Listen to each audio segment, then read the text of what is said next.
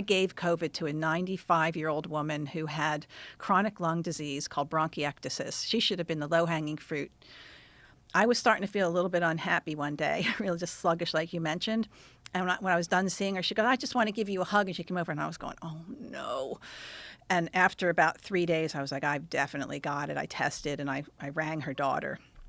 And I said, I've got to tell you, I was exposed, Margie was exposed to blah, blah, blah. And she's like, yeah, Mom's not feeling so good right now.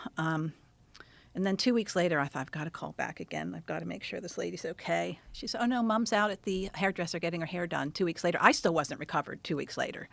She was out getting her hair done. No, Was she a smoker? She probably used to. I don't know if she can't remember that detail. But there was my senior partner had leukemia. He should have been absolutely dead. Well, not on my watch. He wasn't going to be dead. So he survived the entire thing and died like 2 years later of something else. So, yeah. The most shocking aspect of getting attacked and like all the CNN stuff to me was that no one had any interest in why I recovered so quickly.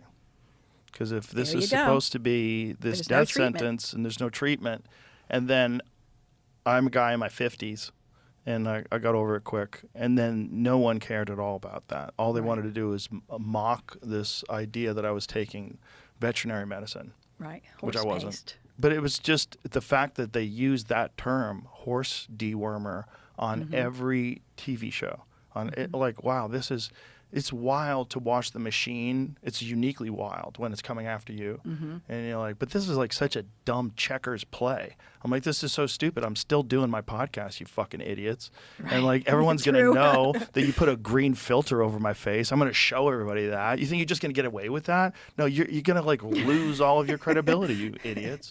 It was just so fascinating to watch like this distorted understanding of like what America is willing to believe or the world is willing to believe. Like, you're only preaching to the converted, the super hardcore, closed-minded, converted people. Everyone else knows you guys are a joke now.